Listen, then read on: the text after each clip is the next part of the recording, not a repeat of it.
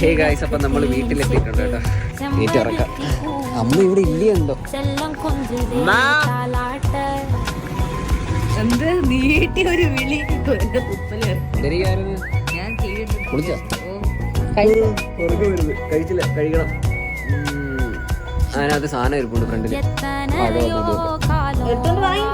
അമ്മ എടുത്തിട്ട്